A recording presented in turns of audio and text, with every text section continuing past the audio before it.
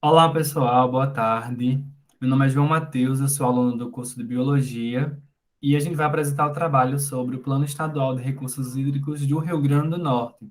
Esse trabalho é da disciplina de Gestão Ambiental, ministrada pelo professor José Ataíde. Meu nome é Flávia Lima, sou do curso de GPP. Boa tarde, meu nome é Mahari, eu sou do curso de Biologia. Boa tarde, eu me chamo Raquel e sou do curso de Administração.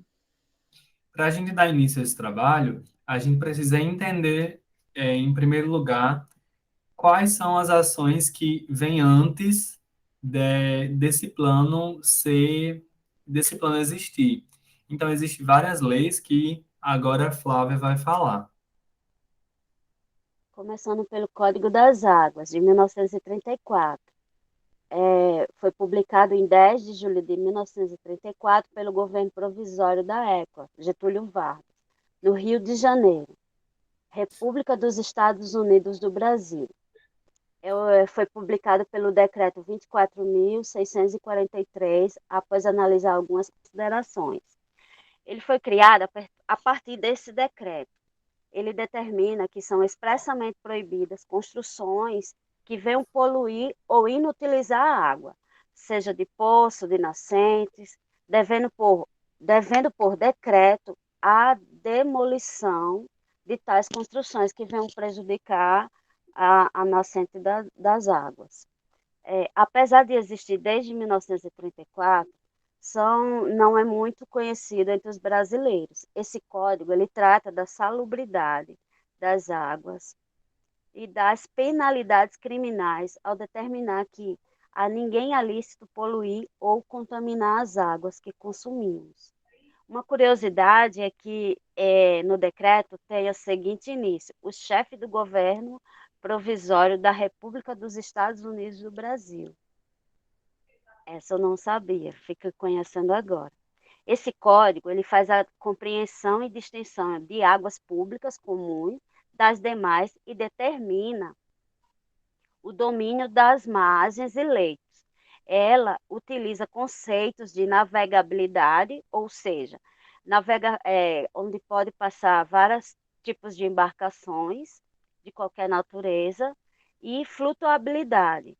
É possível, que significa que pode passar as tochas, a lenha, no caso. O Código das Águas assegura o uso gratuito de qualquer corrente ou nascente para as primeiras necessidades da vida. O instrumento concede a utilização e a autorização administrativa. Estão sujeitos à outorga do poder público, ou seja, é o ato administrativo que expressa os termos e as condições de uso, da quantidade e a qualidade da água, tais como a derivação, extração de aquíferos, bacias e hidrografias. Pode passar. Aí, com esse Código das Águas, vem a Política Nacional de Recursos Hídricos, que é a Lei 9.433, de 8 de janeiro de 1997, que institui a Política Nacional de Recursos Hídricos, cria o Sistema Nacional de Gerenciamento de Recursos Hídricos e regulamenta o inciso, o inciso 19 do artigo. 19 do artigo 21 da Constituição Federal. Obrigada, amigo, porque está ruim de visualizar aqui. Da Federal. E altera o artigo 1º da Lei número 8.001, de 13 de março de 1990, que modificou a Lei número 7.900, de 28 de dezembro de 1989. Esta lei, ela destaca a água como bem de domínio público, de interesse comum, cuja conservação é essencial. Por isso, sempre que a água de um rio, poço, lagoa ou represa tiver de ser captada para uso na lavoura ou para receber efluentes, o produtor rural tem que obter a outorga, que é aquilo que eu falei. É, cadê, meu Deus? Do poder público, ou seja, as, é, ter as condições de uso da água, né? Tem que ter a administração pública aí. A política, ela é um instrumento que orienta a gestão das águas no Brasil. É o conjunto de diretrizes, metas e programas que assegura a atual e as futuras gerações com água de qualidade, utilização racional e integrada, prevenção e defesa dos recursos hídricos, contra eventos hidrológicos críticos, exemplo, o aumento das marés, as ondas, o secamento dos rios. O objetivo geral é estabelecer pacto nacional voltado para a melhoria da oferta de água. Os instrumentos da Política Nacional de Recursos Hídricos, tipo, por exemplo, planos de recursos hídricos são documentos que definem a agenda de uma região. Eles fornecem dados para a Agência Nacional de Águas, ANA, e ela atua na implementação do Sistema Nacional de Gerenciamento de Recursos Hídricos, SINCREG. A resolução CONAMA, número 20 de 86, que estipula critérios, classificação e as características das águas, sendo salobras, salinas, ou ao abastecimento do mesmo também, e a preservação do equilíbrio natural das comunidades aquáticas. Pode passar. Com a Política Nacional de Recursos Hídricos, cria-se também os conselhos. Aí o Conselho Nacional de Recursos Hídricos. E dentro desses conselhos tem as câmaras técnicas. O que seja isso? A criação dos conselhos. É um órgão colegiado, consecutivo deliberativo, integrante do Sistema Nacional de Gerenciamento de Recursos Hídricos, que eu já falei, o SINCREA, e instituído pela Lei 9.433, organizado e desenvolve regras de composição de instruções entre os diversos usuários da água. É reconhecido institucionalmente como mediador transparente no processo de decisões. O Conselho é ocupado pelo titular do Ministério do Meio Ambiente, com determinação legal de que a sua gestão deve ser descentralizada e com a participação do poder público e da sociedade civil. Segundo informação do site oficial, este órgão possui 10 câmaras técnicas. Essas câmaras realizam reuniões mensais para tratar de assuntos pertinentes às suas atribuições, com o objetivo de subsidiar os conselhos nas decisões em plenária. São câmaras de caráter consultivo constituídas para assegurar o Conselho Estadual de Recursos Hídricos e seus trabalhos.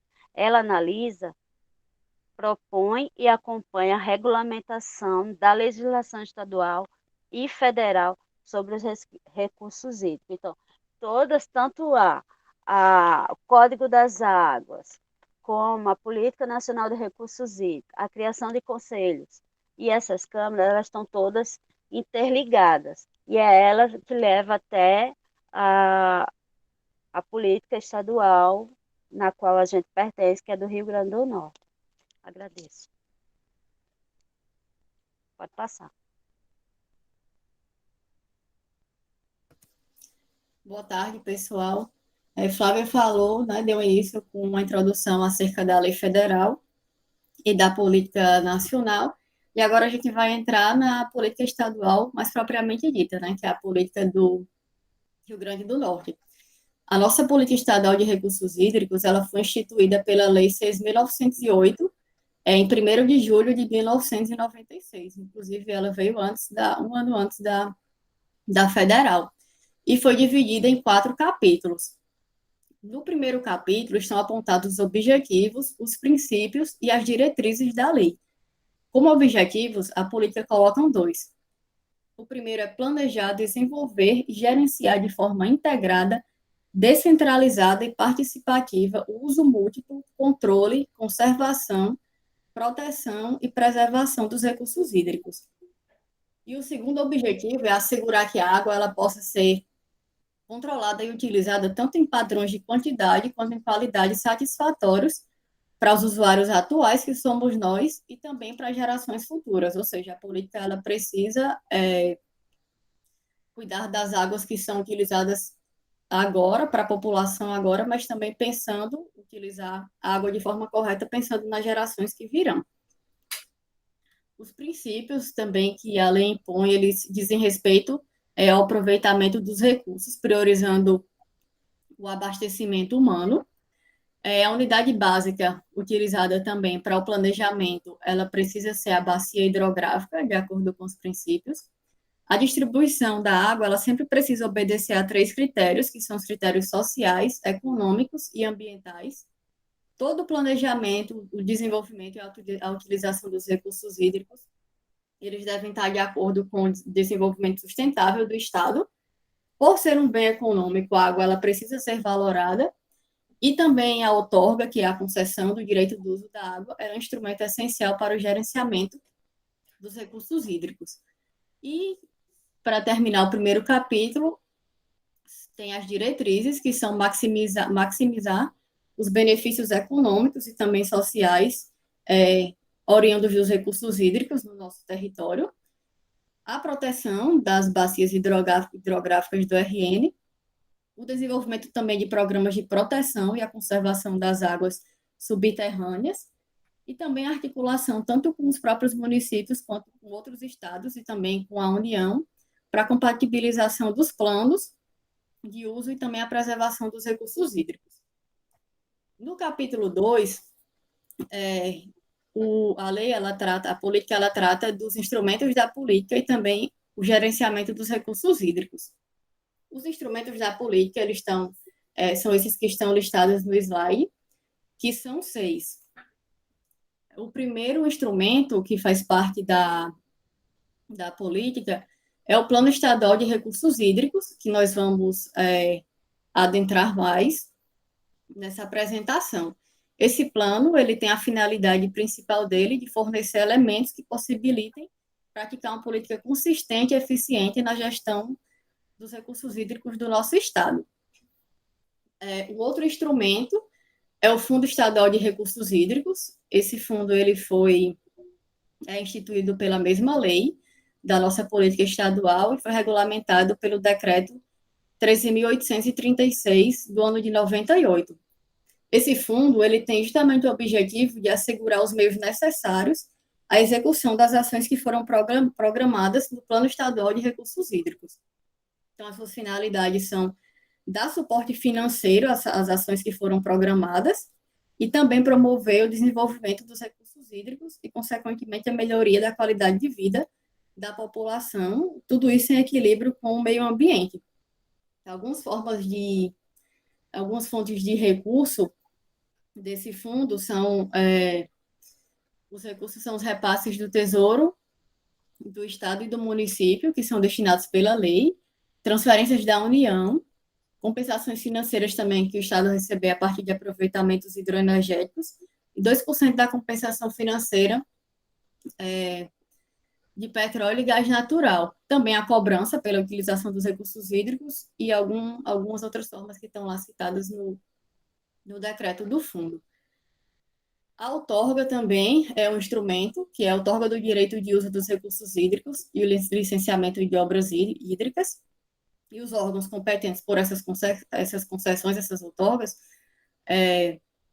do Rio Grande do Norte, é o Instituto de Gestão das Águas do Estado do Rio Grande do Norte, e também a SEMAR, que é a Secretaria do Meio Ambiente e de Recursos Hídricos, que ela foi instituída depois por uma outra lei, por uma lei complementar. Outro instrumento é a cobrança pelo uso das águas, e essa cobrança existe justamente para estimular o uso racional da água e também para gerar os recursos financeiros para que sejam investidos na recuperação e na preservação dos mananciais e também das bacias hidrográficas.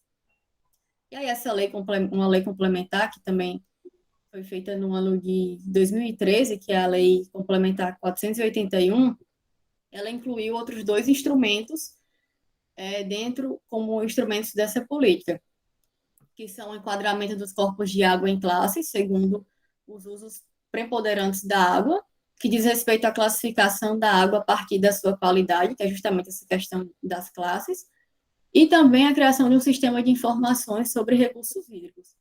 Esse sistema de informação traria informações mais confiáveis e ajudaria na tomada de decisão. E a segunda parte desse capítulo trata exatamente do gerenciamento dos recursos hídricos, como o próprio nome do capítulo já diz, e ele traz que o plano ele vai assegurar recursos financeiros e mecanismos para garantir a utilização racional e também aproveitamento dos múltiplos recursos, a proteção, a defesa contra as secas, campanhas educativas e também a realização de estudos e alternativas para a utilização de água de reuso e seus efeitos sobre a disponibilidade hídrica do Estado. O capítulo 3 trata dos órgãos condutores da política estadual de recursos hídricos. Pode passar, João. Atualmente, esse é o organograma dos órgãos do Estado, né, que é o Sistema Integrado de Gerenciamento dos Recursos Hídricos do Rio Grande do Norte, onde nós temos ali a SEMAR, o CONE e também os comitês de bacias como principais, e ali dentro da SEMAR nós temos o Instituto de Gestão das Águas, que é o IGARNE. E o capítulo 4 é o capítulo que trata das disposições transitórias da lei. Pode passar, João. Pronto. Como já foi dito anteriormente, o Plano Estadual é um dos instrumentos que faz parte da Política Estadual de Recursos Hídricos. O nosso plano ele foi elaborado em 1998 e ele veio para otimizar e maximizar a utilização dos recursos hídricos no Estado, buscando evitar os conflitos no uso desses recursos e tornar também compatível o interesse do usuário com os planos de desenvolvimento municipais, regionais e estadual. Esse plano ele foi feito a partir de 4 etapas. A primeira etapa foi o diagnóstico, a segunda etapa foram os estudos de base, a terceira etapa o planejamento e a quarta etapa a programação das ações. Pode passar.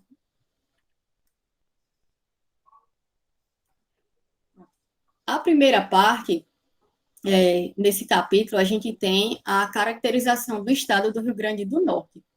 Nesse capítulo do plano, foram sintetizados os dados que foram recolhidos na etapa do diagnóstico, que foram estudados vários aspectos, que foram os aspectos hidrológicos, hidrogeológicos, cartográficos, climáticos e vários outros aspectos. E também, nesse capítulo, estão os resultados dos estudos complementares, e esses resultados são indispensáveis para que sejam utilizados na parte de tomada de decisão, de planejamento e de programação de ações. O capítulo ele trata de cada bacia hidrográfica do Rio Grande do Norte e de todas as suas características. E como são muitas bacias, nós iremos focar somente em algumas informações específicas. Como a gente está vendo aí na imagem, o Rio Grande do Norte ele possui 16 bacias hidrográficas, que é essa imagem do lado esquerdo, e 5 aquíferos, que é a imagem do lado direito. O aquífero Barreiras, que é esse aquífero que está em amarelo, ele possui uma alta exploração e possui uma parte dele um baixo índice pluviométrico, o que faz com que ele possa apresentar alguns sinais de esgotamento a partir do ano de 2025. Já o aquífero cristalino, que é essa maior parte do mapa, que é o que está em branco, ele é considerado o maior armazenador, tanto na quantidade quanto na qualidade da água, já que a água captada por ele ela tem um alto teor de salinidade. E aí, do lado direito, a gente vê as bacias. Essas duas bacias mais para o lado esquerdo, em amarelo, são as principais bacias da região centro-oeste, que é a Pô de Mossoró e a Piranhas-Açu, e a principal bacia que deságua para a cidade de Natal, para a capital, é a bacia Potengi. No plano, para que fosse feito, para que as ações pudessem ser programadas, eles precisaram pegar informações de todas as bacias do Rio Grande do Norte. Então, o plano ele traz cada bacia e dentro de cada bacia ele traz a informação detalhada para cada uma, que são exatamente essas informações do slide, que são superfície, clima, geomorfologia, geologia, solos, terras para irrigação, uso do solo, áreas protegidas, recursos hídricos superficiais, recursos hídricos subterrâneos e aspectos sociopolíticos. Para cada bacia dessa, o plano ele traz informações sobre todos esses itens. Pode passar. Aqui nessa imagem nós temos alguns meios que são utilizados, os meios, na verdade, que são utilizados para o abastecimento do Rio Grande do Norte, que são poços tubulares, os reservatórios, que são os açudes e as barragens, adutoras, que nós temos atualmente 17 adutoras, que são feitas para levar águas para lugares que não têm estrutura hídrica ou que são afetados pela crise hídrica, e também os carros-pipa, já que dos 167 municípios do Rio Grande do Norte, 65 deles ainda têm o abastecimento complementado por carro-pipa. Pode passar. E aqui ainda na caracterização nós temos um mapa com relação aos índices pluviométricos do Rio Grande do Norte e também uma informação com relação ao clima. Os climas do RN, eles são divididos em úmido e árido, que nós temos o úmido, subúmido e semiúmido, e o semiárido e o semiárido rigoroso. E o que diferencia esses climas é justamente o regime das chuvas. Essa parte em azul, que fica no litoral leste, também uma parte meio que no sudoeste do estado, tem bons índices pluviométricos, porém, essa região corresponde somente a 25% do estado do Rio Grande do Norte. Então, toda a outra parte que é mais afetada pela falta das chuvas corresponde a 75%. E aí, essa variabilidade das condições climáticas no Rio Grande do Norte interfere na disponibilidade hídrica do estado como um todo, tanto das fontes superficiais como também das subterrâneas, que são regadas tanto pela precipitação quanto pela infiltração. Passar. Pronto, né? Raquel já deu uma introdução muito boa acerca do plano. E depois de toda essa etapa de caracterização, veio a questão do planejamento. E esse planejamento distribuído focou principalmente em identificar as atividades de infraestrutura que seriam necessárias serem feitas, né, para reforçar essa questão do reforço hídrico, com pequenos e médios e grandes açudes e poços, para sanar possíveis déficits encontrados no estado, né? Assim, esse documento, ele é alimentado por vários relatórios, né? Nessa questão do planejamento, esse relatório intitulado Simulação do Balanço Hídrico Distribuído é o principal. E dentro dele, veio o estudo do sistema de obras de oferta hídrica na época, né? Que foi na década de 90, mais as previsões para os anos de 2000, 2010 e 2020. E todas essas previsões tinham dois cenários, que era um ano normal, com um índice pluviométrico ok, e um ano seco, com a disponibilidade drasticamente reduzida em relação à demanda, né? Pode passar, João. E aí, né, com esses dados dos relatórios, foi possível ter um diagnóstico quantitativo e qualitativo aproximado sobre essas deficiências hídricas, né? Tanto nos anos 90, quanto agora, a época atual. E isso. E, portanto, né, esse planejamento teve como principal objetivo determinar os volumes suficientes para serem disponibilizados nessas fontes hídricas, né? E quando a gente fala de fontes hídricas, a gente cita poços, açudes, pequenos poços de perenagem, né? De forma que suprisse as necessidades hídricas futuras, considerando aqueles dois cenários já citados. E dentro disso, as demandas consideradas, né, para essa simulação foi da população urbana, população rural, a demanda industrial, essa dessedentação animal é qualquer tipo de poço que sirva para mitigar a sede dos animais. E a irrigação. Pode passar, João. E aí, né, essa etapa do planejamento, ela foi dividida em duas fases. A primeira fase foi o levantamento dos déficits presentes em cada unidade de balanço. E aí, quando a gente fala de unidade de balanço, a gente fala de uma quantificação de entrada e saída de água. E o estudo, ele cita também que essa primeira fase ela não é tão fiel, porque não tinha tantos dados municipais, né? Mas aí já serviu de base para a simulação, que já entra na segunda fase, que foram essas simulações realizadas de fato, com as demandas e disponibilidades anuais. E aí, né, depois dessa primeira e segunda fase, é, deu, peraí, Maria. Deu certo fazer esses resultados acumulados, levando em consideração o município e a bacia hidrográfica. Pode passar, João. Aqui, gente, é só um exemplo de como esses dados foram separados, né? As unidades de balanço, eles foram delimitadas através do cruzamento dos limites municipais e rede de drenagem nas bacias, que Raquel já apresentou na imagem passada. E aí, ao total, ficaram 395 unidades de balanço no Rio Grande do Norte e 166 municípios. E essas maiores bacias, que é Apodi, Mossoró e Piranhas-Açu, ficaram com essas unidades de balanço mais presentes.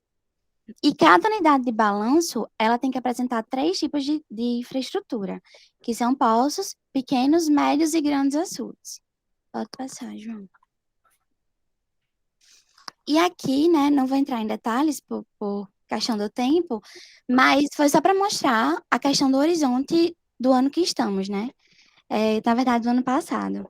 E aí ele traz toda essa análise em relação a poços, que é importante destacar, né, que sempre foi um papel imprescindível, essa questão das águas subterrâneas na política de combate à seca. E se a gente for analisar, o Boqueirão e a bacia do Guaju, elas são as únicas que não apresentam déficits, né, nessa questão de poços. E para as demais bacias, elas têm um destaque maior. Já em relação à perenização, as bacias que apresentam maior volume alocado são as maiores, as de Apodi, desculpa, a de Apodi Mossoró, que é uma das maiores, né, e a de Ceará-Mirim. Só essas duas têm um destaque maior em relação às outras. Em relação a açude, açude, isso. Em relação a açude, a construção dos açudes, seja de pequeno ou médio porte, é importante destacar que já é uma coisa tradicional do Estado, né? E aí, aqui, a gente vê que o déficit maior são nas maiores, Japodi, Mossoró e Piranhas-Açu. E é bem menor na faixa litorânea, né? Pode passar, João. E aí, nessa conclusão, é sempre bom lembrar que ele foi feito nos anos 90 e ele dizia que o Estado precisaria de um planejamento direcionado, principalmente nos centros urbanos e projetos de irrigação. Que nesses projetos de irrigação, eles teriam uma demanda muito maior de água, né? Também é apresentado nesse relatório. Não foi posto aqui, mas ele traz essa análise de cada tipo de atividade da água. E as bacias com maiores déficits de atendimento seriam essas maiores, Piranha-Açu, Apodi e Mossoró, e em menor importância aquelas que estão na faixa litorânea, e a bacia de Ceará-Mirim, que também está em contato com essas, né? A maior parcela do déficit hídrico está dentro da irrigação, e a instabilidade de informações precisas requerem certas ressalvas. Isso é o que ele traz no relatório. Ele destaca bem isso. Pode passar, João. Pode passar. E aí, como resposta, né, a toda esses fatos que a gente já viu, a gente tem a programação das ações que são realizadas para conseguir atender essas demandas. Então, aqui eles têm, só para explicar mesmo, é uma coisa de distribuição das ações, especificamente numa questão mais financeira, né? Eles focam aqui numa questão mais financeira, de análise de custos e afins. Então, essa avaliação, ela ocorre para suprir as demandas de água atuais e futuras, né? Lembrando que esse atual é 1998, né? De 2000 até 2020 seria, e futuras até 2020 para abastecimento populacional, uso industrial, saneamento básico e desenvolvimento da agricultura irrigada. Então, a gente tem propostas de programas de abastecimento emergencial da população, nos casos de necessidade, e para monitoramento dos recursos hídricos e os aspectos fisiográficos e socioeconômicos que estão correlacionados, além de um modelo de gerenciamento integrado dos recursos hídricos e as ações de implementação desse plano no nosso estado. Então, ele foca mais nessa questão. Então, é feita uma análise de custos, né, uma análise financeira dos projetos de irrigação, com todos os pontos que envolvem sua implementação. Isso é muito interessante, porque já naquele tempo ali, ele faz um estudo de 20 anos para identificar quais são as necessidades do Estado, como se fazer isso, quanto custa cada um desses pontos. Então, é feito um estudo envolvendo a região, a criação de redes de coleta, de distribuição.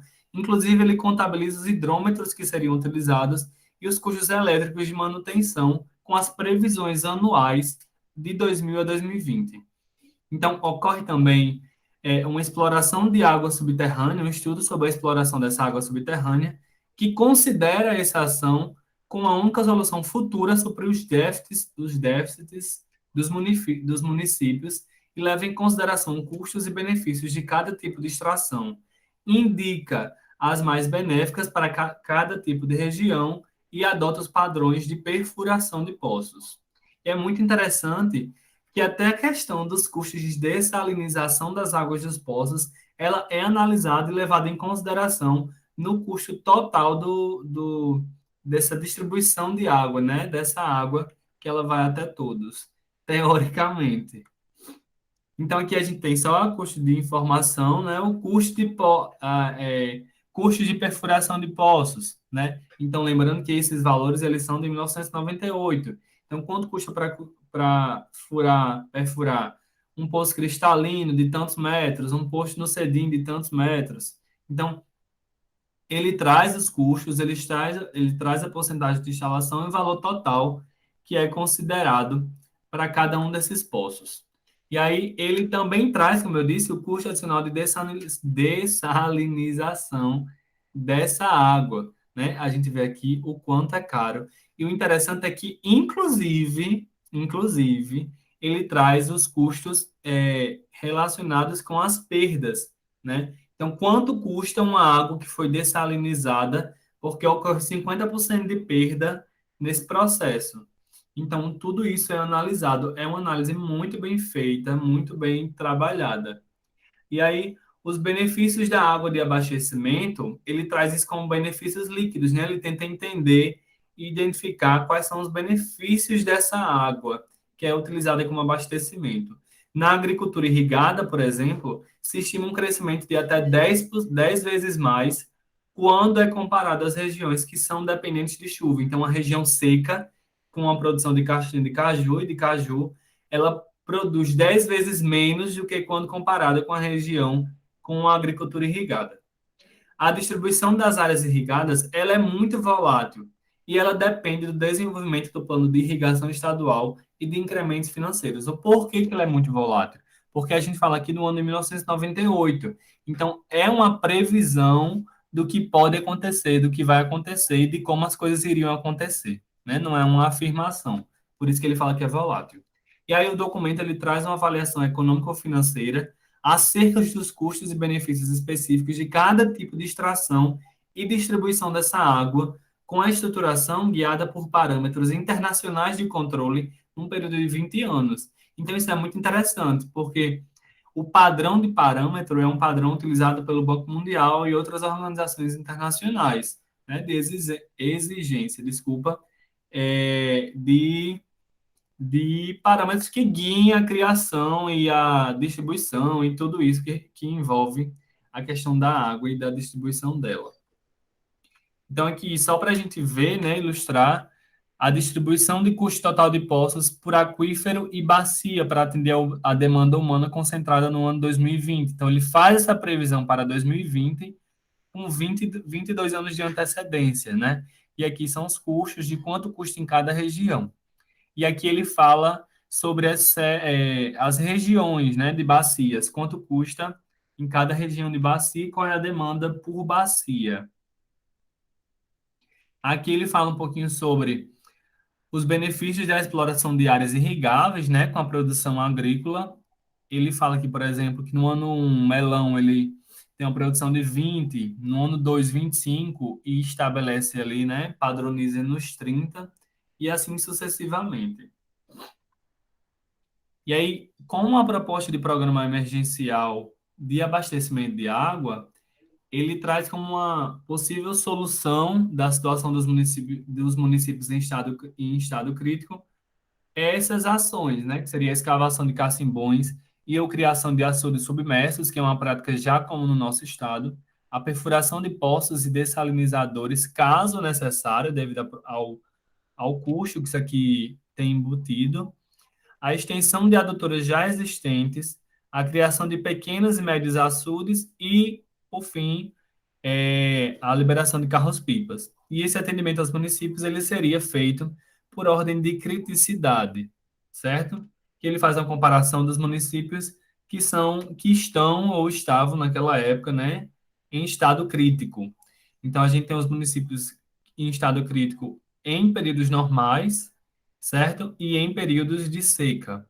E essa situação ela claramente ela se agrava devido ao crescimento populacional e a todos os outros fatores que a gente tem conhecimento, fatores ambientais. E aí, de forma geral, propõe-se uma redução dos níveis de irrigação de acordo com a necessidade, a redução de vazão de saneamento, a intensificação de programas de comunicação social visando a economia de água, a seleção anual do uso dos reservatórios, né, quando se chove, para que aquele reservatório será utilizado, e a limitação de regiões mais secas à agricultura de subsistência e o processo de desenvolver as áreas que tenham maior acesso à água e maior acesso à agricultura irrigada. E aí uma das possibilidades é utilizar esses reservatórios lacrados da Petrobras, que estavam disponíveis, né, na época em estudo, para analisando, mas esse uso ele depende do fator de custos de extração e manutenção desses poços, né, desses reservatórios.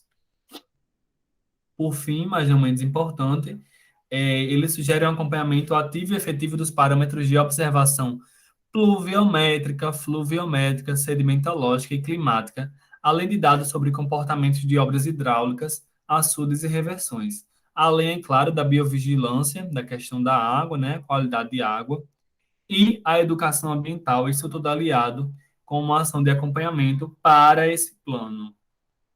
E aí, o que a gente entende no final? Que esse plano, apesar de muito bem estruturado, ele está desatualizado para o período que a gente vive hoje. Ele deveria ser atualizado em períodos de tempo e isso não está acontecendo.